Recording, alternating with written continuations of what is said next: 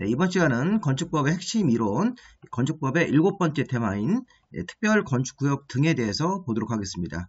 자, 이 부분은 특별건축구역, 특별가로구역, 건축협정, 결합건축, 그 다음에 지역건축안전센터가 있는데, 자, 특별건축구역하고 결합건축이 중요합니다. 작년도도 이 결합건축이 건축협정에서 시험 문제가 났었죠. 이 건축협정이 작년도 시험 문제였으니까 그런 것들을 보시면서 관련 내용들 보시고, 이게 공통점이 건축주한테 규제를 풀어주는 겁니다. 자, 이 특별건축구역이든 특별가로구역이든 건축협정이든 결합건축이든 건축주한테 건축법 기존 규제를 풀어주고 이렇게 또 일부 규정은 또 배제를 시켜줘서 이 건축 활성화 같은 것들을 위해서 만든 제도라고 보시면 되겠습니다. 자, 특별건축구역부터 먼저 보시면, 자, 특별건축구역의 그림을 보시면 이게 뭐 조경이라든가 건폐율, 용적률의 건축법 규정을 아예 배제를 시켜서 새로운 건폐율과 새로운 용적률을 적용할 수 있게끔 규제를 풀어주기도 있고, 또 방화지구처럼 이 건축법의 이제 좀 까다로운 규제를 좀 완화시켜 줄 수 있습니다. 그리고 미술작품 같은 경우를 특별건축구역 내에서는 통합할 수 있고, 건물마다 미술작품을 세우지 말고 통합해서 건물 뭐 3개나 4개를 통합해서 미술작품 하나를 만들고 이런 식으로 통합할 수 있는 규정이 있기 때문에 이런 것들을 보면서 우리가 느껴야 되는 점은, 건축법 규제를 풀어주는데 배제 형태로 건축법 기존 규제를 배제하면서 새로운 규정을 만드는 것은 건폐율, 용적률 조경 규제고, 자, 방화지구라든가 어떤 내화구조 이런 규정은 건축법 규정을 적용을 하는데 약간 완화시켜주는 겁니다. 특별건축구역 내에서. 또 미술작품이라든가 부설주차장을 건축물마다 세우지 말고 통합해서 적용해가지고 하나로 통합할 수도 있다. 이런 식으로 해서 건축법 같은 내용, 특별건축구역의 어떤 의미를 좀 한번 파악해 보시고요. 최근에는 정비사업하는 재건축, 재개발구역에서 이 특별건축구역을 많이 정합니다. 여기가 이제 방배동 같은 경우에 어떤 재건축을 하는데 조감도인데, 이런데 이렇게 특별건축구역을 정해서 건물을 좀 더 높이 짓고 여러 가지 관련 규정들을 배제하고 완화할 수 있는 그런 것들이 이 정비구역에서 많이 시행이 됩니다. 정비사업 구역에서. 자, 일단 특별건축구역의 의의를 보시면 도시경관 창출과 건설기준 향상을 위해서 이 법이나 관계법을 적용하지 않는 것. 자, 우리 좀 전에 앞에 그림에서 건폐율이나 용적률이나 조경 같은 경우는 기존 건축법 규정을 배제하고 이렇게 적용하지 않을 수도 있고, 완화하는 것도 있었죠. 방화지구라든가 내화구조, 통합 같은 거 아까 있었습니다. 미술작품 같은 것들. 그래서 건축부의 특별건축구역 의미는, 자, 건축법이나 관련 법의 규정을 적용하지 않거나 배제하거나, 자, 완화하거나 통합 같은 거라서 규제를 풀어주기 위해서 특별히 지정하는 구역이다 이렇게 생각하시면 되겠습니다. 강화하는 게 아닙니다. 그래서 여기 보시면 강화 이렇게 바꾸면 안 됩니다. 자, 건축법 규정의 일부 규정을 적용하지 않거나 완화하거나 통합해서 건축 활성화 이런 것들을 위해서 특별히 지정하는 구역이다. 자, 조심할 거는 이게 국토계획법에서 특별건축구역도 용도구역이다 이렇게 하면 안 됩니다. 이게 도시관리계획 결정해서 정하는 용도구역이 아닙니다. 우리 앞에서 했던 용도구역은 따로 있었죠. 개발제한구역, 시가와 조정구역 해가지고 총 7가지가 있었으니까 그 용도구역이에요. 끝에가 구역이라고 하더라도 특별건축구역은 용도구역이라고 할 수는 없는 것입니다. 자, 특별건축구역의 지정권자는 국토부 장관이나 시도지사가 법정된 다음 지역에다가 정할 수 있는데, 이 법정된 다음 지역이 주로 이게 신규 개발지입니다. 신규 개발지. 이제 중요한 포인트가 있는데, 국토부 장관이 정하는 지역에 정비구역이 들어가시면 안 돼요. 자, 재건축, 재개발하는 정비구역이나 재개발하는 재정비 촉진구역은 국토부 장관이 정하는 장소라고 볼 수가 없습니다. 자, 여기 보시면 파란색으로 써 있는 것들이 국토부 장관이 지정을 할 수 있는 특별건축구역을 정할 수 있는 주로 신규 개발지들인데, 자, 우리 세종시같이 행정중심 복합도시에다가 특별건축구역 정할 수 있고, 또 우리 경상도의 어떤 김천이라든가 전라도의 나주, 충청도의 진천 같은 혁신도시 같은 데가 있는데, 혁신도시에도 규제를 풀어주기 위해서 특별건축구역을 정할 수 있습니다. 그 밖에 경제자유구역, 택지개발 사업구역, 공공주택지구, 자, 도시개발구역은 들어가는데 정비구역이나 재정비 둘 다 이제 정비사업하는 곳인데, 자, 정비법상 정비구역하고 재정비 촉진구역은 국토부 장관 지정 대상이 아닙니다. 자, 그 밖에 우리 전라도 광주에 있는 국립 아시아문화전당 건설사업구역 같은 데도 있고, 자, 또 하나가 국가가 국제행사를 개최하는 구역에서 국토부 장관이 정할 수 있습니다. 자, 두 가지를 포인트로 잡으시면 돼요. 도시개발구역은 들어가지만 정비구역이나 재정비 촉진구역은 국토부 장관 지정 대상이 아니다. 또 하나는 국가가 국제행사를 개최하는 구역은 국토부 장관이 정할 수 있습니다. 그럼 우리 바로 시도지사가 정하는 지역은 여기 보시면 지방자치단체가 시행하는 국제행사 지역에서는 시도지사가 구역을 정할 수 있고 이렇게 돼 있죠. 자, 국토부 장관이 국제행사를 개최하면 국토부 장관이 정할 수 있는 곳이고, 특별건축구역을 지방자치단체가 시행하는 국제행사 지역이면 시도지사가 정할 수 있습니다. 자, 그리고 또 특이한 점은 시도의사가 정하는 지역에서는 여기 보시면 도시개발구역도 있고 여기 정비구역하고 재정비 촉진구역이 들어가네요. 아까 국토부 장관이 정할 때는 정비구역, 재정비 촉진구역은 지정 대상에서 제외가 되어 있는데 없는데 시도의사가 정할 때는 경제자유구역, 택지개발사업구역, 정비구역, 재정비 촉진구역하고 여기 도시개발구역이 들어가 있습니다. 그래서 우리가 정비구역이나 재정비 촉진구역이 여기 시험 문제 한번 나왔죠. 19회 때. 우리가 보시면 뭐 정비구역에다가 뭐 시도지사가 특별건축구역을 정할 수 없다. 이거 틀린 겁니다. 정할 수 있는 것이라고 봐야 됩니다. 그렇게 시험 문제가 한번 나왔습니다. 국토부 장관은 정비구역에다 정할 수는 없습니다. 시도의사가 정비구역, 재정비 촉진구역을 포함해서 도시개발구역, 경제자유구역, 택지개발구역 이런 데다가 특별건축구역을 정할 수가 있고요. 자, 반면에 여기 이제 행정중심 복합도시나 혁신도시는 빠져있네요. 행정중심 복합도시하고 혁신도시는 시도의사가 정하는 게 아니라 이거는 국토부 장관이 정하는 이제 국가가 이런 지역들을 이제 책임지고 개발하는 곳이기 때문에 국토부 장관이 지정 대상이고 시도의사가 정할 때는 행정중심 복합도시하고 혁신도시는 지정 대상이 아니다라는 거 확인해 주시고 대신 시도의사는 정비구역하고 재정비 촉진구역이 지정 대상에 포함이 되어 있습니다. 자, 그렇게 한번 읽어보시면 되겠습니다. 자, 그래서 우리가 특별건축구역은 건축법의 일부를 배제하고 완화하고 통합하는 곳입니다. 자, 지정권자는 국토부 장관하고 지정권자는 시도의사가 되겠죠. 이렇게. 자, 그 다음 이제 세 번째, 지정금지. 자, 이것도 중요한 지문입니다. 특별건축구역은 다음 지역 요 파란 데 네 군데에서는 지정할 수 없습니다. 자, 우리 개발제한구역은 환경보호하기 위해서 개발행위를 엄격히 금지하는 곳, 이렇게. 자, 도시에 자연공원이라는 데가 있는데, 공원입니다, 공원. 자, 접도구역인 도로, 가장자리. 자, 보전산지같이 산지를 보전하는 곳은 환경보호를 위해서 또는 도로보호를 위해서 특별건축구역 지정이 금지됩니다. 자, 그런데 여기 보시면 군사시설보호구역에서 자, 지정을 하는 경우에는 이 지정하는 데가 군사시설 보호구역이면 국토부 장관이나 시도의사가 사전에 국방부 장관하고 협의하면 지정할 수가 있는 거죠. 그래서 군사시설 보호구역은 지정 가능합니다. 이걸 이제 우리가 기본적으로 파악하셔야 됩니다. 자, 개발제한구역, 자연공원, 접도구역, 보전산지에서는 지정할 수 없지만 특별건축구역을 환경보호라든가 도로보호를 위해서 군사시설 보호구역이 과거에는 금지지역이었었는데 몇 년 전에 개정이 되어서 군사시설 보호구역은 국방부 장관하고 협의를 해서 지정권자가 지정할 수 있는 곳으로 봐야 됩니다. 군사시설 보호구역은 지정할 수 있는 곳이다. 이거 잘 기억하시기 바랍니다. 자, 그 다음 이제 네 번째 보시면 지정 절차. 자, 지정 절차에서 핵심은 요 심의를 거쳐야 됩니다. 국토부 장관이나 시도의사가 지정 신청 같은 걸 받으면 30일 안에 건축위원회 심의를 거쳐서 이 심의가 통과돼야지 특별건축구역이 지정이 되는데 이 지정 신청이라는 건 뭐냐면 중앙행정기관의 장들, 여러 장관들이나 또는 시도지사 같은 국토부 장관보다 하급자는 국토부 장관한테 찾아가서 특별건축구역 지정을 신청할 수 있고 또 시도지사보다 낮은 시군구청장이 시도지사한테 지정 신청을 할 수가 있다는 것입니다. 그래서 보시면 중앙행정기관의 장이나 시도지사는 국토부 장관한테 지정 신청을 할 수 있고 시군구청장 같은 경우는 시도지사한테 지정 신청을 할 수 있다. 그럼 지정 신청을 받은 장관이나 시도지사는 30일 안에 건축위원회 심의를 거친 다음에 30일 안에 특별건축구역 지정에 관해서 심의를 통과하면 지정이 되는 거고 통과가 안 되면 지정이 안 되는 거죠. 이런 식으로 해서 결정을 해주라는 겁니다. 30일 안에 특별건축위원회 심의를 거쳐야 된다. 자, 이번에는 이제 특별건축구역의 지정 제한이라는 게 있는데, 자, 특별건축구역 지정 제한은 건의하는 거예요, 건의. 자, 아까 좀 전에 중앙행정기관의 장이나 시도의사는 국토부 장관한테 지정 신청이고, 신구청장도 시도지사한테 지정 신청입니다. 이렇게 행정관청일 때는 다른 행정관청 할 때 신청을 하는 건데, 이번엔 지정 신청기관 외의자는, 예를 들어서 민간 어떤 업자들이 있을 수 있겠죠.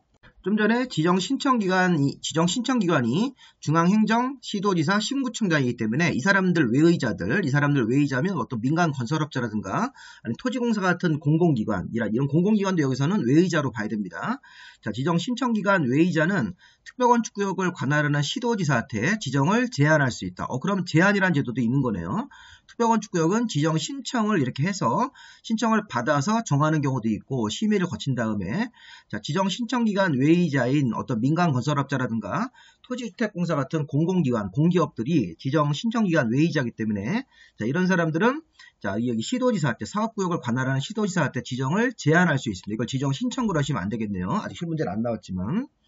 자, 그리고 이제 지정 신청 기간 외의자가 이 지정 제한 같은 거 할 때는 사전에 신구청장한테 의견을 요청할 수도 있고, 자, 3번을 잘 보십시오. 자, 여기 지정을 제한하려면, 요 제한자들이 제한을 하려면 제한절의 대상 토지 면적의 3분의 2 이상의 토지 소유자 서면 동의를 받아야 됩니다. 제한을 아무나 막 하면 안 되기 때문에 이 특별건축구역 지정 대상 토지 면적이 있으면 그 토지 면적을 계산해서 거기 3분의 2 이상의 면적을 찾고 거기 소유자 동의를 받아서 이 제한서를 내야 되는 겁니다. 국공유지를 포함하지 않고 토지 면적을 전체를 계산해서 전체 면적이 만약에 뭐 9만 제곱미터면 9만 제곱미터의 3분의 2면 6만 제곱미터가 나오겠죠. 그 6만 제곱미터의 토지 소유자의 서면 동의를 받아야 됩니다. 자, 제한이 들어가면 답변을 통지하는 것은 45일 안에 특별건축구역 지정 여부에 대해서 결정을 해줘야 되는 것입니다. 45일 안에 제한이 들어갔을 때는 제한 서류를 받은 날로부터 45일 안에 지정 여부를 결정을 해줘야 되는 것이고요. 자, 이번에는 지정 신청이라든가 지정 제한이 없더라도 직권으로도 특별건축구역을 정할 수 있습니다. 다양한 방법으로 특별건축구역을 정할 수 있네요. 자, 중앙행정기관의 장이나 시도의사가 국토부 장관한테 지정 신청을 해서 정하는 경우도 있고, 또 지정 제한자가 제안을 해서 특별건축구역을 정하는 경우도 있고, 자, 그런 게 없더라도 국토부 장관이나 시도의사가 필요한 경우에는 직권으로 특별건축구역을 정할 수도 있습니다. 자, 이때도 국토부 장관이면 중앙도시계획위원회, 시도의사가 직권으로 정할 때도 시도, 이게 건축위원회죠. 자, 중앙건축위원회입니다. 도시계획위원회가 아니라 국토부 장관 할 때는 중앙건축위원회, 시도의사 할 때는 시도건축위원회 심의를 거쳐서 직권으로 정할 때도 심의를 거쳐서 정해야 됩니다. 만약에 시험 문제에서 직권으로 정하는 경우에는 심의를 거치지 않고도 정할 수 있다고 하면 안 됩니다. 직권으로 하는 경우도 심의를 거쳐야 되고, 그 다음에 아까 신청 같은 걸 받아서 할 때도 심의를 거쳐서 특별건축구역을 정해야 됩니다. 자, 해제사유. 자, 특별건축구역이 국토부 장관이나 시도의사는 다음어는 하나에 해당이 되면 자, 특별건축구역 전부나 일부를 해제할 수 있는데, 자, 제일 중요한 게 3번입니다. 5년 안에 특별건축구역 지정한 날로부터 5년 안에 지정 목적에 맞는 건물 착공이 되지 않는 경우, 이렇게 건물 착공이 늦어지고 있는 경우 5년이란 기간을 줘도 건물 착공이 안 되고 있을 때는 특별건축구역을 해제할 수 있습니다. 아니면 지정 신청기관이 해제 요청 같은 걸 했을 때, 아니면 거짓 부정한 방법으로 지정을 받은 경우가 확인되면 이것도 지정을 해제할 수 있는데, 이런 것들을 3년으로 바꿀 수 있으니까 3번을 잘 보십시오. 5년 안에 건물 착공이 안 되면 특별건축구역의 전부나 일부를 해제할 수 있습니다. 자, 이 특례 조항, 자, 이것도 중요한 조항이라고 보셔야 되겠습니다. 이게 뭐 대부분 다 중요한 조항으로 봐야 되는데 시험 문제가 이제 골고루 나오기 때문에. 자, 우리 특별건축구역이 정해지면 특례, 좋은 점이 뭡니까? 건축법의 일부 규정을 배제할 수 있죠. 아까 우리 조경이라든가 건폐율 용적률, 또 방화지구나 내화구조 같은 경우는 완화 적용할 수도 있고, 미술작품이나 주차 같은 경우는 통합할 수도 있습니다. 이런 것들을 어떤 사람들이 건물을 지을 때, 여기 보시면 특례사항을 적용할 수 있는 건물들은 어떤 사람들이 건물 지을 때 이게 완화 대상이 되는 거냐. 대표적으로 국가나 지방자치단체가 건축하는 건물, 공공기관, 토지주택공사 같은 공공기관이 건축하는 건물이니까 우리 행정관청이나 공기업이 건축할 때는 이렇게 특례를 적용할 수 있는 건물이 된다는 것은 당연한 겁니다. 우리 이제 행정청이라든가 공기업이 지을 때는 공공성이 있기 때문에 특례를 적용하는데, 자, 여기 3번이 중요합니다. 그 밖에 다음 용도나 다음 규모의 건물도 허가권자가 인정을 하면, 이게 어떤 거냐면 민간이 건축하는 건물도 이 법이 정하는 조건에 맞으면 특례를 적용할 수 있다는 것입니다. 자, 민간이 적용하는 건물 중에서 제일 중요한 게 이겁니다. 공동주택 100세대 이상으로 지을 때, 여기 보시면 주거 외의 용도랑 복합으로 짓는 것도 포함한다고 했으니까 주상복합을 포함해서 공동주택이 100세대 이상 단독주택 한옥으로 지을 때는, 한옥이라든가 한옥 건축 양식으로 짓는 단독주택은 자, 10동 이상이면 특별건축구역의 적용 대상이 되는 것입니다. 특례사항이. 요 리을하고 미음을 잘 보셔야 됩니다. 자, 그 밖에 우리가 문화 및 집회라든가 판매 같은 것들은 연면적 2,000 이상, 자, 운동, 업무, 숙박 같은 경우는 3,000 이상인데 조금 외우기가 어렵습니다. 자, 문화 및 집회라든가 판매처럼 사람들이 많이 모이는 건물도 연면적 2,000 이상으로 민간인들이 지을 때 특례를 적용받을 수 있고, 자, 운동이나 업무나 숙박 같은 경우도 연면적 3,000제곱미터 이상이면 특례를 받을 수 있습니다. 그 밖에 뭐 노유자는 뭐 500 이상, 종교시설은 면적 없이 특례인데, 일단 여기 기역 니은을 살짝 보시고 중요한 게 니은입니다. 자, 공동주택 100세대 이상, 주상복합을 포함합니다. 자, 단독주택이 한옥 형태라든가 아니 한옥 양식의 단독주택도 10동 이상만 지으면 특별건축구역에서 특례를 적용받아서 건축법의 일부를 배제받거나 완화하거나 통합할 수 있습니다. 자, 단독주택이 한옥 이외에 다른 일반적인 단독주택일 때는 30동 이상으로 지을 때 특례를 적용받을 수가 있습니다. 그래서 지금 리을 미음번을 잘 보셨다가 이런 사람들이 짓는 경우도 보시면 3번에 해당되면 특례를 적용할 수 있는 건물이 되는 것입니다. 국가나 지자체, 공공기관이 건축하는 건물뿐만 아니라 다음 용도나 다음 규모 건물도 특례를 적용받을 수 있다. 민간인들도 일부 특례받을 수 있다는 것입니다. 보시면 문화 및 집회, 자, 판매는 2,000 이상, 운동, 업무, 숙박은 3,000 이상, 공동주택 100세대 이상, 이런 것들 이제 100세대 이상을 뭐 200세대 이상으로 바꿀 수 있겠고, 단독주택을 뭐 한옥인데, 자, 단독주택 한옥 외의 단독주택을 10동 이상 그러면 안 되겠죠. 한옥 형태가 10동 이상이고, 그 다음에 그 밖의 단독주택은 30동 이상으로 지을 때만 특례를 적용받을 수 있는 대상이 되는 것입니다. 자, 다음 적용 배제. 자, 이건 이제 특례의 내용이죠. 특례의 내용이 특별건축구역에서 건물을 지을 때, 자, 이런 것들은 배제합니다. 아까 우리 앞에서도 조경과 건폐율과 용적률을 건축법 규정을 적용하지 않는다, 배제한다. 배제하면 이 조경이나 건폐율 용적률이 없다는 게 아니라 특별건축구역 내에서 별도로 제정을 한다는 겁니다. 건폐율 용적률 규정을. 그래서 우리 조경, 건폐율 용적률, 대제한의 공지를 만드는 규정, 높이 제한 2개 이렇게. 자, 조경, 건폐율 용적률. 공지, 높이 제한 2개. 자, 얘네들은 건축법 규정을 특별건축구역에서 배제할 수 있는 거. 자, 근데 비교해보시면, 이제 건축물의 피난시설 규정, 건축물의 내화구조라든가 방화벽, 방화지구 안의 건축물, 건축물 내부 마감재료, 지하층이나 승강기 규정은 건축법 규정을 적용을 하되 일부를 완화할 수 있다. 자, 이거는 완화하는 규정의 이유가 뭐냐면 잘 생각을 해보세요. 자, 이건 피난이라든가 내화구조, 방화지구, 내부 마감재료는 건축물의 인명피해랑 관련된 인명피해를 줄일 수 있는 것들입니다. 승강기라든가 지하층도. 자, 건축물의 사람의 어떤 목숨이라든가 어떤 인명피해랑 관련된 규정은 배제하지 말고 건축법 규정을 적용을 해서 건축위원회가 인정하면 그 인정하는 범위 안에서 일부를 완화할 수 있다는 것입니다. 그리고 보시면 조경, 건폐율 용적률, 공지, 높이 제한 같은 경우는 어떤 경제적인 효과 같은 것들을 노리는 건폐율 용적률 이런 것들은 관련 규정을 아예 배제하고 특별건축구역으로 별도로 규정을 만들 수 있고, 인명피해랑 관련돼서 그런 것들을 인명피해를 차단할 수 있는, 막을 수 있는 피난시설 규정, 내화구조, 방화지구, 내부 마감재료 이런 것들을 만약에 배제했다가 문제가 생기면 큰 사고가 날 수 있으니까 이런 것들은 건축법 규정을 자, 이거는 완화하는 형태로 처리하겠다는 것입니다. 이런 것도 섞어서 문제를 낼 수 있습니다. 다음 중 특별건축구역에서 건축물을 건축하는 경우에 배제하는 규정이 아닌 것은 1번 조경, 2번 용적률, 3번 대제한의 공지, 4번 일조 확보, 높이 제한 이렇게 한 다음에 마지막에다가 건축물의 피난시설 관련 규정 이렇게 되시면 요거를 찾아야 되겠죠. 요거는 완화하는 규정으로 봐야 되기 때문에 그래서 사람 목숨과 관련돼서 그런 것들을 잘 이렇게 통제할 수 있는 규정들은 요거는 완화를 하시는 겁니다. 자, 통합 규정은 미술작품 만드는 거, 미술작품을 개별 건물마다 세우지 않고 뭐 3개의 건물을 통합해서 하나로 할 수 있다 이렇게.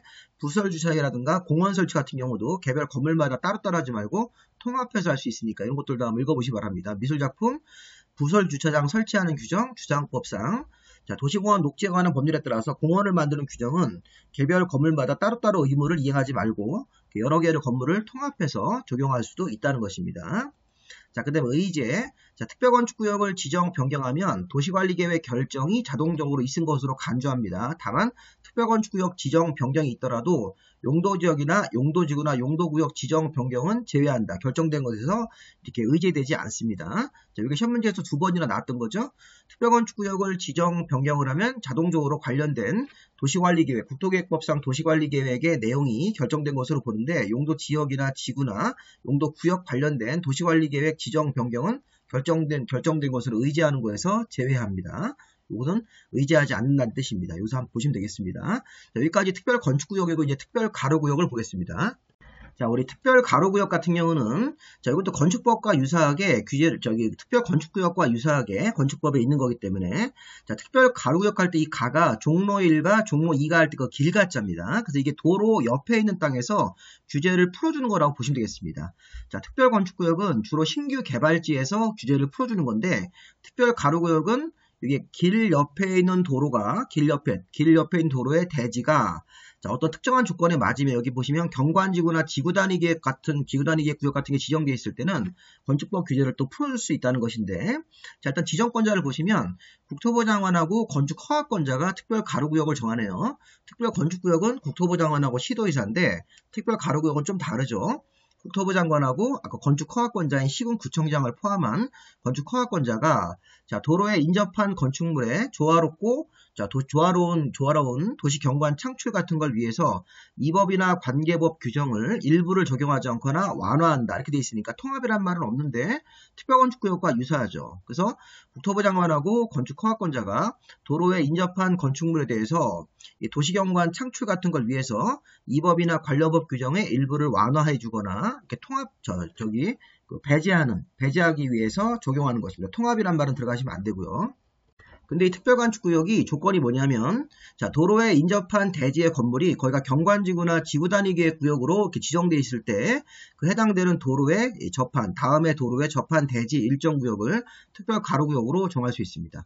자, 이 도로가요. 보행자 전용도로 같은 게 대표적인데 이 보행자 전용도로 양옆에가 뭐 경관지구라든가 지구단위계획 구역이 되어 있으면 이 도로 옆에다가 특별 가로구역을 정할 수 있다는 것입니다. 이런 식으로 해서 건축법 규정을 배제하거나 완화할 수 있는 것. 자, 이 도로의 종류는 자, 건축선을 후퇴한 대지에 접한 도로. 우리 예전에 건축선 후퇴 배웠죠. 소요너비 미달이라서 건축선이 후퇴가 되면 후퇴한 것 때문에 건축주가 기분 나쁘니까 특별 가로구역 같은 걸 정해서 건축법의 일부를 배제하거나 일부를 완화할 수 있게끔 이렇게 할 수 있다는 것입니다. 자, 리모델링 활성화가 필요하다고 인정해서 지정 공고한 구역. 자, 이 보행자 전용도로, 이 자전거 전용도로가 아닙니다. 보행자 전용도로 같은 데가 쭉 있으면 옆에가 경관지구나 지구단위계획 구역 묶여 있을 때 특별 가로구역을 정할 수 있습니다.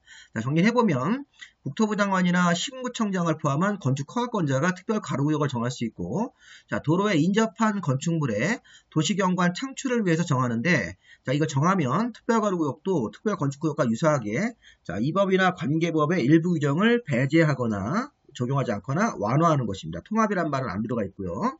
그런데 그 도로 옆에 땅이 경관지구나 지구단위계획 같은 구역으로 묶여 있고 다음 해당되는 도로일 때만 특별 가로구역을 정할 수 있다. 그래서 다음 해당되는 도로가 건축선을 후퇴한 대지에 접한 도로, 리모델링 활성화가 필요하다고 인정해서 지정 공고한 지역 안에 이 도로, 보행자 전용도로, 문화지구 안의 도로, 이런 도로 옆에가 아까처럼 경관지구나 지구단위계획구역 묶였으면 특별 가로구역을 정할 수가 있습니다. 여기까지만 보시면 되겠습니다. 특별 가로구역은 잘 중요한 부분은 아니기 때문에. 자, 여기도 보시면 국토부 장관이나 건축허가권자가 특별 가로구역을 정할 때도 건축위원회 심의를 거쳐서 이건 이제 특별 건축구역과 거의 유사하죠. 자, 지정, 변경, 해제했을 때는 관부나 공부에 공고하고 주민들한테 알려야 되는 것 참고로 읽어보시기 바랍니다. 자, 그 다음에 또 중요한 게 나왔죠. 건축협정. 자, 이 건축협정제도는 간단하게 좀 소개를 시켜드리고 관련 시험 내용이 나온 거를 보도록 하겠습니다. 이게 보면 국토교통부에서 이렇게 키워드로 정리하는 건축협정의 출처를 가지고 와서 보면 이런 대지들이 낡은 건물들이 있을 때 이 건축협정을 체결해서 좋은 점이 뭐냐면 건축물 소유자나 지상권자가 건축 대선 등을 할 때 여러 가지 건축에 관한 세부 사항을 약속하고 시군구청장한테 인정을 받으면 이 세 개의 대지를 하나의 대지로 부어서 건축을 해가지고 주차장을 넓게 설치하고 앞마당이라든가 계단 같은 것들을 공동으로 만들어서 쓸 수 있다는 것입니다. 세대수도 늘어나고 이게 보면 좋은 점이 굉장히 많다는 거죠. 그래서 건축협정을 체결하면 구체적으로 이렇게 맹지에다가도 건축을 할 수 있습니다. 이 앞에 있는 건축물 소유자가 건물을 지을 때 뒤에 있는 맹지 소유자랑 합의해서 건축협정을 체결해가지고 맹지도 건물을 짓고 이렇게 이거 맞벽으로 진 거죠. 그다음에 여기 이제 앞에 있는 건물도 세대수를 늘려가지고 건물 질 수 있는 이런 좋은 장점이 있다는 겁니다. 자, 이런 거는 시험 문제 직접 나오진 않지만 맹지에서도 앞에 있는 건물 대지 소유자랑 이렇게 합의해가지고 건축협정을 체결하면 맹지에서도 건축을 지을 수 있고 이 건물도 세대수를 늘려서 추가적으로 건물을 질 수 있다는 것입니다. 그런 좋은 장점이 있습니다. 그 다음에 여기 왼쪽 대지는 대지가 이렇게 삐뚤삐뚤하게 경계가 정해져 있는데 이걸 건물을 지면서 대지 경계를 이렇게 정확하게 하면서 분할을 할 수 있습니다. 이게 이제 토지 분할 자체를 좌측에 있는 이렇게 기존 대지가 이런 식의 대지 그 경계 자체가 이렇게 일정하지 않고 삐뚤삐뚤하죠. 이런 거를 일정하게 딱 잘라서 분할할 수 있고 건물도 이렇게 중간에 벽을 세워서 경계를 명확하게 한 다음에 훨씬 더 대지를 이렇게 반듯한 모양으로 쓸 수 있다는 것입니다. 그래서 이렇게 보셔가지고 그 다음에 이게 이제 이런 식의 건축물이 있을 때 개별 건축물을 따로따로 짓지 않고 이렇게 맞벽으로 세 개를 통합해서 건축협정 같은 걸 체결해가지고 건물을 짓고 건물을 지으면 이런 식으로 지으면 훨씬 더 이 도로를 정비할 수 있고 넓은 조경 같은 것도 만들 수 있죠. 맞벽 건축 같은 걸 이용해가지고요. 이 또 보시면 몇 가지가 더 있습니다. 이렇게 보시면 일조권 확보를 위해서 이렇게 사선 제한에 걸리는데 이 좌측 건물들은 둘 다 사선 제한에 걸려서 이 부분이 잘려 나가는데 이 건물을 통합해서 이렇게 건축협정으로 지으면 이런 일조권을 위한 이 전국 방향 높이 제한을 피할 수도 있다는 것입니다. 이런 것도 경우에 따라서는 가능하고요. 그 다음에 이제 건폐율 같은 경우를 통합해서 적용을 할 수 있고 이 두 대지가 통합해서 건물 졌을 때 건폐율 통합할 수도 있고 용적률을 완화 요청 같은 걸 해서 완화해가지고 건물을 더 짓는 경우도 가능하다는 겁니다. 자, 건축협정의 장점의 마지막 부분에서 보시면 이 조경을 공동으로 이렇게 할 수 있고 건물을 따로따로 해서 조경을 설치하면 번거로우니까 이 통합해서 건물을 진 다음에 이런 식으로 이렇게 조경을 크게 해서 할 수 있고 그 다음에 이제 계단도 공동 계단을 쓸 수 있고 그 다음에 이 지하층이라든가 이 주차장 같은 경우도 공동으로 사용을 해서 건축협정의 장점으로 이런 것들도 한번 메리트로 볼 수 있겠습니다. 공유할 수 있는 시설이라는 게 뭐 계단, 주차장, 지하층 이런 것들 조경을 공동으로 설치할 수 있다는 것입니다. 그 밖에 이제 건축 행정 절차도 좀 더 간소화해서 할 수 있다는 것도 우리 이런 그 키워드로 정리하는 건축협정 안내서에 있으니까 이 안내서는 뭐 직접 시험에 나오지 않지만 여러 가지 좋은 장점이 있구나. 크게 7가지로. 일단 시험에 나오는 부분들을 좀 보도록 하겠습니다. 자, 건축협정을 보시면 일단 건축협정의 체결자에서 포인트가 뭐냐면 이 소유자만 체결한 사람이 아니라 여기 지상권자도 들어가고 요 이해관계자로서 이 소유자의 동의를 받은 사람까지 협정 체결자가 될 수 있습니다. 그래서 건축협정 체결자는 토지 소유자, 건축물 소유자도 있고 토지나 건물의 지상권자도 있고 자, 토지나 건물의 이해관계자로서 이 소유자의 동의를 받은 자가 전원이 합의하면 그래서 이 건축협정 체결자가 만약에 4명이면 4명 전원이 합의해서 다음 지역에다가 건축물의 건축 대선 같은 거 할 때 협정을 체결할 수 있습니다. 시험 문제에서 건축물 소유자만 또는 토지 소유자만 협정 체결자가 될 수 있다고 하시면 안 되겠죠. 그걸 체결할 때 자, 이해관계자나 이런 협정 체결자의 과반수 동의가 아니라 전원의 합의로 건축 협정서를 만들어서 협정을 체결할 수 있는 것입니다. 자, 그러면 이제 보시면 어떤 장소에다가 건축 협정을 체결할 수 있냐면 주로 이게 지구 단위겠고요. 그다음에 주거환경 개선 사업하는 정비구역. 그다음에 여기 재정비 촉진법에 따라서는 존치지역이라든가 도시재생 활성화 지역인데 이게 주로 이제 소규모 정비구역이라고 보시면 되겠습니다. 니은, 디귿, 리을이 주로 소규모로 하는 정비구역이고 그 밖에 이런 지구 단위의 구역에다가 건축 협정 같은 것들을 체결할 수 있습니다. 이런 체결자들이 쭉 있으니까 보시고 전원의 합의로 어떤 장소에다가 지구 단위의 구역이라든가 소규모 정비 사업하는 구역들이라고 보시면 되겠습니다. 협정서의 인가 이런 거는 다 외울 필요는 없습니다. 따로 이거 좀 복잡하니까 지구 단위의 구역하고 주거환경 개선을 위한 정비구역 정도만 좀 보시면 되겠습니다. 니은, 디귿, 니은 같은 경우는 참고로 보시고 자, 협정서의 인가 협정 체결자나 협정 운영이라는 걸 만들면 이 대표자가 있는데 이 대표자가 협정서를 만들어서 인가권자인 이 건축 허가권자한테 가서 인가를 받아야 됩니다. 자, 인가를 받을 때 이 협정 체결 대상 토지가 2개 이상 시군구에 걸치면 과반이 속하는 시군구청장한테 가서 인가를 받아야 된다. 이거를 2개 이상 시군구에 걸치면 시도지사한테 인가를 받는 게 아닙니다. 2개 이상 시군구에 걸치면 과반이 속하는 만약에 성남시나 뭐 용인시 이렇게 걸치면 과반이 속하는 시장군수구청장한테 가서 인가를 받아야 됩니다. 자, 인가권자가 건축협정에 대해서 인가를 내주고 나면 공고에다 공고해서 알리는 거고요. 자, 협정의 폐지 이거 잘 보셔야 됩니다. 자, 폐지할 때는 협정 체결자의 과반수가 있으면 자, 폐지에 관한 서류를 만들어서 인가를 받고 폐지할 수 있습니다. 그리고 착공 신고 20년이 경과한 후에 폐지하는 게 폐지 인가 신청하는 게 원칙입니다. 자, 우리 좀 전에 협정을 체결할 때는 전원의 합의였었죠. 협정을 체결할 때는 전원의 합의로 협정서를 만들어서 인가를 받고 협정을 체결했는데 폐지를 하려면 협정 체결자의 과반수만 동의를 받으면 인가권자한테 인가받아서 폐지할 수 있는 거고요. 대신 기간은 20년이 지나야 됩니다. 자, 이 건축 협정을 체결하면 여러 가지 특례를 적용받습니다. 특례를 적용받아서 착공 신고를 하고 나서 20년이 경과한 후에 이렇게 20년이 지나고 나서 폐지인가 신청하는 게 원칙인데 다만 이게 의제가 있습니다. 20년이 지나지 않았더라도 자, 대지를 관련 규정에 적합하게 변형을 하고 건축 협정 변경인가를 받은 후 건축허가를 받은 다음에 사업비를 반환, 이렇게 지원받은 사업비 같은 게 있으면 관청한테 반환하고 자, 건축협정을 폐지하는 거에 대해서 이런 변경인가에 관해서 이 건축허가를 받고 나면 20년이 지난 것으로 간주할 수도 있기 때문에 20년이 지나기 전이라도 만약 15년이라든가 14년 이런 경우도 이런 대지 관련 규정에 적합하게 만들어 놓고 그 다음에 건축협정 같은 거 변경인가에 대해서 허가를 받은 다음에 변경에 관해서 허가를 받고 그 다음에 사업비 같은 걸 지원받은 게 있으면 반환하고 나면 20년 지나기 전이라도 20년이 된 것으로 간주하기 때문에 20년 되기 전이라도 폐지할 수 있다는 것인데 중요한 건 이겁니다. 협정을 폐지할 때는 과반수 동의를 받아서 폐지하고 폐지인가를 받고 최소한 20년이 지나야지만 폐지인가 신청하는 게 원칙입니다. 이렇게 해서 한번 그거는 내용들 한번 보시면 되겠고요. 자, 한 사람도 건축 협정을 체결할 수 있습니다. 자, 2개 이상 토지를 소유한 사람이 한 사람인 경우에도 건축 협정을 정할 수 있고, 그 다음에 1인을 건축 협정의 체결자로 볼 수 있습니다. 자, 그 다음에 이전. 자, 건축 협정 체결자인 소유자로부터 건축물을 이전받은 사람은 자, 협정 체결자의 지위를 그대로 승계하도록 되어 있죠. 그걸 알고 사는 거니까. 다만 협정에서 달리 정한 경우에는 그러지 않은 요 규정을 배제할 수 있는 규정이 있긴 한데 원칙적으로는 기본적으로 협정 체결자가 협정 체결자인 소유자로부터 건축물 등을 매매 같은 거로 이전받은 사람은 앞 사람의 체결자 지위를 그대로 승계하는 것으로 보는 게 원칙입니다. 자, 우리 건축 협정국에서는 통합 적용이라는 것들이 있습니다. 통합 적용. 자, 통합 적용은 이런 거죠. 자, 다음 규정을 건축 협정국에서 개별 건물마다 적용하지 말고 자, 전부나 일부를 통합해서 적용할 수 있다. 우리 앞에서 안내할 때도 설명을 좀 드렸는데 조경 설치 규정, 대지와 도로와의 관계, 부설 주차장 규정, 그 다음에 지하층 같은 거 만들 때, 또 개인 하수 처리 시설 같은 것도 설치할 때 개별 건물마다 따로따로 적용하지 말고 따로 주차장을 만들지 말고 통합해서 적용을 할 수 있고 통합 지하층 같은 거 만들 수도 있고 그 다음에 주차장 같은 거라든가 이런 것들을 다 통합해서 처리할 수 있다는 것입니다. 근데 주의할 점이 뭐냐면 여기 건폐율은 통합할 수 있는 규정에 들어가는데 용적률은 명시적으로 들어가 있지 않습니다. 용적률 같은 경우를 통합하려면 그 뒤에 나오는 결합건축을 이용해서 통합할 수 있긴 한데 어쨌든 이 건축협정구역 내에서는 이 건폐율은 통합이 되지만 용적률은 써있지 않기 때문에 용적률을 건축협정제도를 이용해서 통합할 수는 없습니다. 대신 이 변칙적으로 결합건축을 통해서는 할 수 있습니다.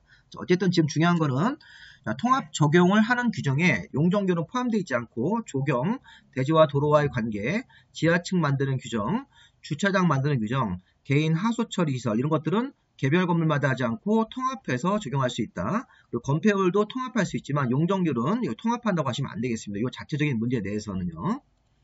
자, 그 다음에 이제 완화 요청도 할 수 있네요. 자, 건축 협정국에서 다음의 건축물을 건축할 때, 자, 다음 구문에 따라 완화 적용할 수 있다. 여기 조경 면적 규정, 건폐율 용적률 같은 경우를 원래 건축법 규정을 완화 적용할 수 있고 높이 제한이라든가 1조 확보를 위한 높이 제한 이런 것들 높이 제한, 건폐율 용적률, 조경 설치 면적을 건축법을 그대로 적용하지 않고 완화 요청할 수 있는데 작년도 시험 문제가 뭐냐면 이 완화 요청하는 건물 5개 중에서 자, 완화 요청 같은 거 할 때는 기본적으로 이제 건축위원회 심의를 거쳐서 완화가 되는데 자, 이거를 건축위원회하고 또 지방도시계획위원회가 통합심의를 해서 완화해야 되는 것이 바로 뭐냐면 용적률입니다. 용적률은 완화를 할 때 통합을 해야 할 때 통합심의라는 걸 거쳐서 완화를 해줘야 된다는 것입니다. 이게 작년도 한 문제짜리였습니다. 자, 그래서 건축협정구역 내에서는 이렇게 5가지 규정을 완화를 할 수 있는데 자, 기본적으로 건축위원회 심의를 거쳐서 완화를 하려다가 이 용적률 규정은 건축위원회하고 지방도시계획위원회가 공동으로 심의를 해서 통합심의를 해가지고 통합심의를 통과했을 때 용적률이 완화가 가능하다. 이거 한번 다시 한번 좀 보시 바랍니다. 자, 그 다음에 이제 건축협정 집중구역을 정할 수 있다. 이렇게 협정 인가권자가 건축협정에 관해서 심의를 거쳐가지고 건축협정 집중구역을 별도로 정할 수 있다. 이렇게 해서 보시면 되겠습니다. 자, 그 다음에 이제 결합건축이 있는데, 자, 우리 결합건축은 자, 건축물을 이렇게 2개를 지을 때 자, 각각의 용적률이 400%인데 왼쪽에 있는 건물 소유자가 자, 이쪽으로 건물을 지으면서 용적률을 200%를 떼가지고 옆 건물에 나눠줄 수 있게 이것도 일종의 통합이라고 보시면 되겠습니다. 이 대지를 통합해서 2개를 800%이기 때문에 합치면 이 2개를 합쳐가지고 800%로 나눠 쓸 수 있는 제도가 이 결합건축입니다. 자, 우리 결합건축은 상업지역이나 주로 역세권에서 하는데 자, 용적률을 개별 대지마다 400씩 올리는 게 원칙인데 그렇게 하지 않고 2개의 대지를 통합을 해서 건물을 지을 때 왼쪽에 200%, 오른쪽에 600%를 인정할 수 있는 그렇게 할 수 있는 제도가 우리 결합건축이라고 보시면 되겠습니다. 용적률을 통합해서 2개의 대지로 400이면 800인데 이걸 통합해가지고 800을 쓰는데 200, 600으로 쓸 수 있게 하는 제도가 결합건축입니다. 자, 우리 결합건축의 의. 자, 다음은 하나의 지역에서 자, 대지 간의 최단 거리가 100m 이내 범위라면, 자, 법정된 요건, 두 개의 대지가 모두 동일한 용도 지역 같은 데에 속하고 12m 이상 도로 둘러싸여진 구역이라면, 두 개의 대지의 건축주가 서로 협의해서, 자, 건폐홀이 아닌 용적률을 개별 건물마다 되지 않고 통합해서 건물을 적용할 수 있다. 이렇게 건축할 수 있다. 자, 이런 조건이 이렇게 되어 있네요. 자, 동일한 용도 지역 같은 게 동일한 지역이고, 그다음에 12m 이상 도로 둘러싸여져 있고, 자, 대지 간의 최단 거리가 100m 이내니까 아까 요 그림에서 자, 요 거리가 100m 이내 이렇게 있어야 되고 요 거리가 그런 다음에 10m 이상 도로에 둘러싸여져 있어야 되고 요 해당되는 어떤 용도 지역 같은 것들이 동일해야 됩니다. 그리고 지역 같은 게 동일해야 되고 12m 이상 도로에 둘러싸여져 있었고 대지와 대지 사이 거리가 100m 이내. 중요한 건 이겁니다. 자, 100m 이내의 대지가 두 개가 있으면 그 두 개의 대지의 건축주가 서로 협의해서 자, 용적률을 개별 대지마다 적용하지 않고 통합해서 적용할 수 있는 제도가 결합 건축제도입니다. 자, 결합 건축은 주로 상업지역이라든가 역세권 개발구역에서 할 수 있고 그 밖에 주거환경 개선 사업구역에서도 할 수 있고 그 다음에 여기 이제 특별건축구역과 여기 건축협정구역이 들어가 있네요. 자, 잘 보시면 우리 앞에서 건축협정구역에서도 통합건축이라는 게 있었죠. 그리고 건축협정구역에서 통합건축을 할 때 용적률이 빠져 있습니다. 자, 근데 지금 보시면 이런 건축협정구역 같은 데다가 이런 결합건축제도를 정해가지고 거기서 용적률도 경우에 따라서는 통합이 가능할 수 있다는 것입니다. 자, 다시 한번 설명을 드리면 자, 여기가 지금 건축협정구역입니다. 건축협정구역에서 건폐홀은 통합할 수 있지만 용적률은 통합이 안 되도록 이렇게 되어 있습니다. 자, 그런데 얘를 이쪽 결합건축제도를 이용해가지고 자, 건축협정구역에다가 결합건축구역 같은 걸 정해가지고 결합건축을 해서 용적률도 이렇게 통합이 가능할 수 있게끔 할 수 있다는 것이죠. 그래서 우리 상업지역이라든가 역세권, 자, 주거환경 개선 사업하는 정비구역 같은데 특별건축구역, 건축협정구역, 리모델링 활성화구역 이런 데다가 결합건축을 할 수 있게끔 이렇게 추가적인 보완 규정을 뒀다고 생각하시면 되겠습니다. 우리 앞에서 건축협정구역 내에서는 용적률이 통합할 수 있는 규정에 빠져 있지만 이렇게 결합건축을 이용해가지고 조건을 잘 맞추면 이 건축협정구역에다가 용적률 같은 경우도 통합해서 적용할 수 있는 그런 구역으로 갈 수도 있다는 것으로 보시면 되겠습니다. 자, 상업지, 역세권, 주거환경 개선하는 이 사업구역, 여기 이제 재개발이라든가 재건축구역은 명시적으로 없네요. 자, 그다음에 특별건축구역, 건축협정구역 같은 데다가 이런 결합건축 같은 걸 할 수 있다. 그 밖에 뭐 도시재생 활성화 지역하고 건축자산진흥구역이 주로 이제 한옥 같은 거 있는 구역인데 참고로 보시고 주로 상업지, 역세권, 주거환경 개선하는 정비구역, 특별건축구역, 그 다음에 건축협정구역에다가 결합건축 같은 걸 할 수 있다. 결합건축은 이 두 개의 대지의 건축주가 서로 합의해서 용적률을 개별 건물마다 이렇게 적용하지 따로따로 400 적용하지 않고 일부를 떼서 옆에 건물로 이렇게 통합할 수 있는 그런 것들도 가능하다는 것입니다. 자, 그 다음에 이제 이게 3개의 대지도, 3개 이상 대지도 결합이 가능하네요. 자, 결합건축 원칙적으로 2개의 대지에서 하는 건데 3개의 대지를 대상으로도 결합건축이 가능합니다. 자, 다음은 하나의 경우에는 3개 이상 대지의 건축주들이 합의해서 자, 결합건축을 할 수도 있다는 것입니다. 국가나 지방자치단체, 공공기관이 소유하고 관리하는 건물과 결합할 때 자, 국가의 행정청의 건물하고 또는 지방자치단체 행정청 건물, 공공기관, 토지주택공사의 건물과 결합할 때는 3개 이상 대지가 결합할 수도 있네요. 또 빈집이라든가 자, 빈집을 철거해서 거기다가 공원이나 광장 같은 걸 만들려고 건축물을 건축할 때도 결합건축이 가능하다. 그 밖에 대통령령으로 정하는 건물, 마을회관이라든가 마을 공동작업소 같이 자, 마을 주민들이 공동으로 이용하는 건물과 결합하는 경우 아니면 민간 임대주택 같은 걸 짓기 위해서 결합하는 경우도 3개 이상 대지가 결합이 가능하다고 보시면 되겠습니다. 조금 어렵죠, 이런 것들은. 국가나 지방자치단체 또는 빈집 같은 건물하고 결합해서 건물 같은 걸 지을 때는 자, 2개의 대지가 원칙인데 3개의 대지도 결합을 해서 용적률을 이렇게 3개의 대지별로 통합해서 적용할 수도 있다는 것입니다. 자, 결합건축 기간은 30년이네요.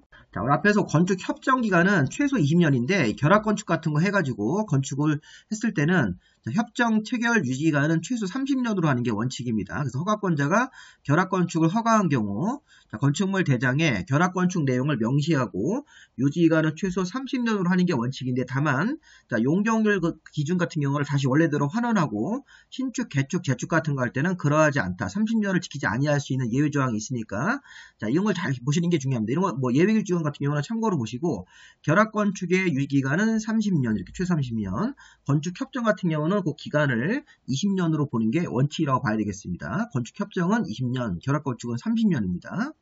자, 폐지. 자, 결합건축을 폐지할 때는 이거 전원이 동의해서 허가권자한테 신고하는 겁니다. 자, 이 결합건축은 체결할 때도 전원이고 폐지할 때도 전원으로 보시면 되겠습니다. 자, 우리 앞에서 봤던 건축협정은 협정 체결자 전원의 합의로 체결했는데 폐지할 때는 과반으로 폐지했습니다. 건축협정은. 네, 결합건축제도는 자, 폐지할 때는 이 과반, 이 전원이 폐지할 때도 이 전원이 동의해서 폐지하고 신고하는 것으로 봐야 되겠습니다. 결합건축은 체결할 때도 2개의 대지 또는 3개 이상 대지가 전원이 합의해서 자, 결합건축을 했고 폐지할 때도 전원이 동의해서 폐지하고 신고하는 것으로 봐야 되겠습니다. 결합건축은. 앞에 건축협정제도하고 잘 구별을 해보시기 바랍니다. 자, 그 다음에 31회 때 이런 것도 시험 문제 한번 나왔으니까 한번 읽어보십시오. 자, 결합건축 같은 거 할 때, 이 결합건축을 하려는 건축주는, 자, 결합건축 건축허가 신청을 할 때, 다음 사항을 명시한, 자, 결합건축 명세서 같은 것들을 첨부해야 된다. 자, 결합건축 대상도지, 태지의 위치라든가 용도지역, 다 이렇게 표시해야 되겠죠. 자, 결합건축 명세서에 해당 토지가 위치가 어딘지, 용도지역, 그 다음에, 자, 결합건축 협정 체결자의 성명, 주소, 생년월, 그 다음에 용적률 같은 경우, 그 다음에 이제 건축 계획서 같은 것들을 포함해야 되는데, 여기 보시면, 뭐 지방세, 납세, 증명서, 이게 30회 때 기출문제입니다. 자, 지금 결합건축을 하려는 건축주는 건축허가 신청할 때, 이 명세서를 첨부해야 되는데, 해당 토지의 어떤 기본적인 사항들, 위치라든가 해당 대지의 용도지역, 협정 체결자의 이름과 주소와 생년월일을 적지만 지방세를 납부했는지 안 했는지, 지방세 어떤 납세, 증명서 이런 것들은 첨부할 필요가 없습니다. 이런 것들이 첫 문제 나왔으니까 한번 보시고 엉뚱하죠, 약간 좀. 조례로 정한 용적률과 조정되어서 변하는 용적률 같은 경우 같은 것들을 어떻게 변하게 할 수 있는지, 건축 계획서 이런 것들을 우리 결합건축 같은 거를 통해서 명세서 같은 것들을 제출해가지고 허가받을 때 내야 되는 서류입니다. 그 다음에 이것도 하나 잘 보십시오. 자, 허가권자가 자, 결합건축 명세서를 받아서 건축허가를 내려고 했는데 해당 토지가 도시계획 사업, 자, 우리 옛날에 국토계획법상 도시계획 사업 3가지 있었죠. 도시계획 시설사업, 도시개발 사업, 정비사업 그런 것들이 포함된 토지가 있을 때는 건축허가를 하지 아니할 수 있습니다. 그래서 이게 결합건축에 대해서 허가 신청을 냈을 때 재수없이 해당 토지 중에 일부가 도시계획 사업 같은 걸 진행하고 있는 그런 부지일 때는 건축허가를 하지 아니할 수 있는 관리규정이 있으니까 이것도 한번 읽어보시고요. 자, 그 다음에 지역건축안전센터가 있는데 지역건축안전센터는 자, 의무적으로 설치하는 데가 있고 임의적으로 설치할 수 있는 곳이 있습니다. 자, 의무적 설치 지역이 어디냐면 시도지사는 지역건축안전센터를 설치를 의무적으로 해야 되고 자, 인구 50만 이상의 시군구청장 같은 경우도 지역건축센터를 의무적으로 설치를 해야 됩니다.